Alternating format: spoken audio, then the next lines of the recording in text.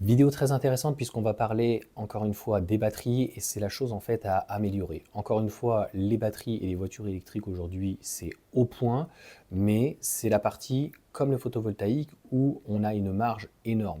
Alors tu me diras, nos constructeurs européens parfois ont aussi une marge énorme, notamment au niveau des moteurs. On retrouve un moteur électrique à la place d'un moteur thermique. Donc aujourd'hui, les moteurs, ils sont efficients pratiquement à 100%, les moteurs sont relativement petits.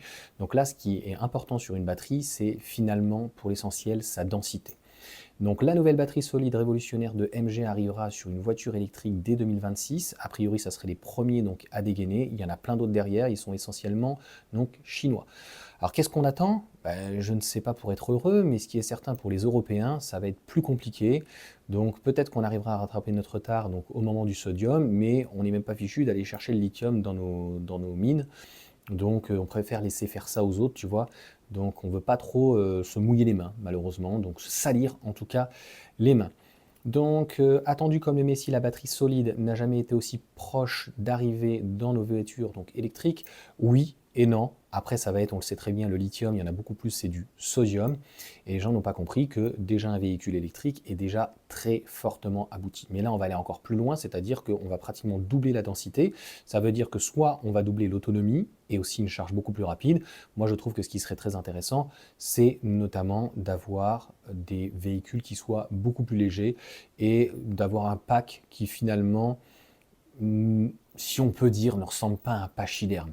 Voilà, en soi, c'est pas très grave, mais on sait qu'on le voit par exemple avec la Dacia Spring, qui est pourtant une quid, en tout cas, c'est des véhicules qui sont adaptés. Aujourd'hui, on serait capable de faire une petite citadine qui ait une bonne densité, une bonne charge, et que finalement, 40 kWh, ça suffirait largement. En tout cas, moi, c'est ce que je prône. Ça ne veut pas dire que derrière, tu peux pas avoir un gros moteur de 400 chevaux sur une propulsion, tu vois, un truc qui envoie du bois. Mais sur la batterie, c'est écologiquement parlant ce qui coûte le plus.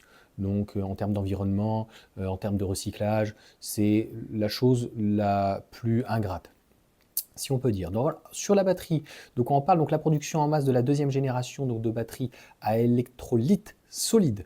Donc puisqu'il y a une anode, une cathode sur tout, hein, sur des piles que tu as, et c'est pour ça qu'entre guillemets, ça peut être dangereux et que ça s'enflamme, c'est-à-dire qu'il y a un liquide hautement inflammable, et là on appelle donc SSB. Alors elle existe déjà, cette batterie dont on a fait une première. Le problème, c'est que elle coûte assez cher. Donc c'est tout ça le paradoxe, c'est-à-dire que la technologie en elle-même coûte très cher. Par contre, une fois qu'elle va être démocratisée, en fait, ça va libérer énormément le pack, puisqu'en fait, il n'y a pratiquement plus de risque que ça s'enflamme, même s'il reste quand même du lithium, et le lithium avec l'air donc, peut quand même donc, s'embraser, mais ça va permettre en termes de sécurité de réduire fortement en fait, le pack et qu'il soit donc plus léger. Avec cette densité énergétique, donc on parle de 400 Wh au kilogramme, donc on va dire que une batterie, c'est environ entre 200 et 270. Les LFP, lithium fer phosphate, c'est celles qui ont la densité la moins bonne. Hein. Mais ça veut dire grossièrement qu'on doublerait la densité. Doubler la densité, comme je viens de l'expliquer, donc ça veut dire que le pack va réduire pratiquement de moitié. Donc ça veut dire que soit on augmente l'autonomie, si elle est de, mettons, 600 WLTP, enfin km, eh bien à pratiquement 1000, c'est ce qu'ils expliquent. Mais en toute honnêteté, je ne vois pas l'intérêt d'avoir des autonomies de 700 km. Donc, et puis que ça coûte cher. Donc faisons une petite batterie qui soit légère, qui ait une bonne charge, et c'est tout ce qu'on demande en fait à un véhicule. C'est ça qui manque en fait aujourd'hui, notamment aux citadines. C'est pas d'avoir plus d'autonomie. Enfin, si, parfois un peu sur autoroute. Mais pourquoi il y a trop de. Pourquoi malheureusement sur l'autoroute? Parce que peut-être qu'aussi le véhicule n'est peut-être pas assez efficient. Et ça, c'est un autre problème. Donc derrière, bien sûr, hein, il y a Chery, CAC, CATL, BYD, alors GWM, je ne connais pas, et d'autres grands noms de l'industrie, tous essentiellement chinois. Donc clairement, la batterie solide, qu'est-ce que c'est? Donc une sécurité accrue, une densité énergétique plus élevée, donc une plus grande autonomie, ou quelque chose de plus léger, et un temps de recharge réduit. Alors oui, malheureusement, si on fait une densité et un pack plus petit, on n'aura peut-être pas forcément une meilleure charge. On peut s'attendre à des autonomies proches de 1000 km. Ouais, mais ça, je suis désolé, c'est un argument de quelqu'un qui a un véhicule thermique. Moi, j'ai jamais regardé l'autonomie du véhicule. Hein. J'avais un Cayenne, j'étais obligé de m'arrêter pour 800 km, je faisais pas plus de 400 km en fait, donc j'ai envie de te dire, je m'en fous. Ce qui m'intéresse, c'est combien ça me coûte, l'agrément de conduite et qu'est-ce que ça m'apporte en fait. Et est-ce que c'est une contrainte finalement de s'arrêter toutes les 2 heures ou tous les 3 heures, 20 minutes? Donc, quand c'est le cas, même jusqu'à 10 minutes. Donc, clairement, 20 minutes, c'est pas. Après la guerre des prix, la guerre donc des batteries en Chine. Donc, oui, pas besoin d'être électricien pour récupérer donc en stockage machin. C'est une magnifique pub. Et l'une des premières entreprises donc dégainée, cela pourrait être donc SAIC. En avril 2024, la firme donc chinoise a fait importer donc d'importantes dans le domaine des batteries donc semi solide, ouais, c'était le cas en lançant la prévente donc de la nouvelle IML6, un truc qu'on n'a pas encore en France, hein, tu comprends. Je crois pas, j'en ai vu une fois, on en voit quelques-unes, hein. Donc, mais je suis pas sûr que ça soit commercialisé. Si quelqu'un le sait, je ne peux pas tout savoir. Tu me mets dans le commentaire, je l'épinglerai. Équipée d'une batterie donc semi-solide, c'est la première donc batterie semi-solide, donc dotée d'un système haute tension de 900 volts. Ah, tu vas brûler, ça c'est assez sûr, ça c'est sûr. Donc il y a la tête de cette jolie petite voiture. Je n'ai plus le nom de la société avec qui travaille parce qu'en fait c'est SAIC qui, si on peut dire, paye et c'est l'entité qui est à côté. Je ne sais pas si c'est alors. À un moment donné, l'article est tellement long, je l'avais lu, j'ai pas retenu le nom en fait, hein. Contacté à ce sujet, n'a pas eu confirmation de cette information. Donc voilà, c'est voilà Qingdao Energy Development. Je ne connais pas. Donc en 2023, l'entreprise a été rachetée, a créé une co-entreprise avec la start-up chinoise Qingdao Energy Development, spécialisée dans les batteries solides.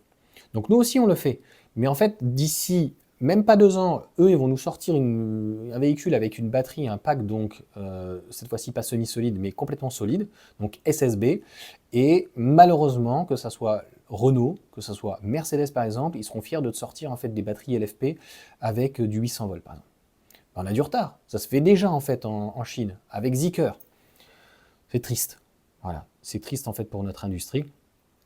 Et donc cette énergie, elle avait déjà donc une densité énergétique, la première génération donc de 368 Wh donc au kilogramme, ce qui est plutôt assez excellent hein, de toute façon. Alors une densité énergétique de 400, alors bref c'est tout très technique, hein, 75 donc c'est 75 kWh, ça fait quand même une très belle capacité donc, de stockage en tout cas dans ce type de batterie et voilà, en cas de performance et d'explosion et des températures donc élevées de 200 watts. Donc de plus elle conservera 90% de ses performances dans des conditions de basse température. Voilà, c'est juste écoute, hein. C'est prometteur. C'est prometteur. La compétition s'intensifie donc sur le marché des batteries solides. Donc ça, ils en parlaient, on en a parlé donc, dans le début donc, de la vidéo, pratiquement que des marques chinoises, hein. Donc on n'entend pas parler ni de LG, ni de Panasonic, ou d'ACC, ou n'importe qui. Donc voilà, 2026-2027, on aura rattrapé, si on peut dire, notre retard, mais on aura encore 5 ans de retard. Sur ce, bah, j'ai envie de te dire, ça va bien se passer. Pour moi, je pense que sur les batteries, en tout cas semi-solides, c'est perdu d'avance. Que ça soit en fait tout l'Occident, l'Europe, les États-Unis. On n'entend pas parler de Panasonic, notamment avec Tesla. Ils sont sur leur 4680, avec une densité de 20% de plus. C'est ce qu'actuellement CATL et BYD est en train de proposer avec les nouvelles générations.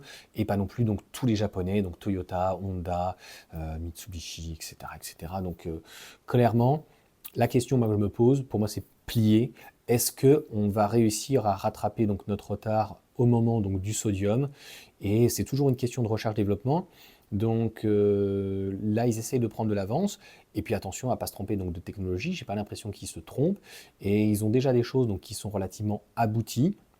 Maintenant, on n'est pas à l'abri aussi que les constructeurs chinois se trompent sur la batterie solide, qui mettent tête bêche pendant 10 ans sur la batterie solide, et qu'on les rattrape éventuellement dans 5 ans sur la batterie autonome. Mais j'ai pas d'éléments qui me disent que on va révolutionner en tout cas l'industrie automobile. Clairement, avec une batterie en tout cas solide par rapport à ce qui est annoncé, de toute façon, on n'a pas de pont de charge là-dessus. Tu comprends, des 900 watts en tension, et bah, il faut imaginer une batterie donc, de 400 donc, Wh au kilogramme. À combien on va être de charge? 400, 500, donc des 5 minutes, 7 minutes, on n'a pas de toute façon. Les bornes les plus puissantes qu'on ait, c'est, il n'y a pas que du huile et charge, mais 320, 360, et c'est d'ailleurs ce qui manque, et c'est ce qui est, donc, va être vieillissant finalement chez Tesla, c'est des bornes comme Porsche à un moment donné voulait faire, mais ils n'ont pas réfléchi à, si on peut dire, l'entièreté, soit les constructeurs, soit les services publics. Et donc, on va se retrouver un petit peu avec des bornes de 150 kW, 250. Ben, c'est très très très très bien, pendant que les Chinois sont en train de te dire 360, 400, 500 kW. Bon, tu imagines bien qu'une batterie donc, de 75 kWh avec une charge à 400 kWh,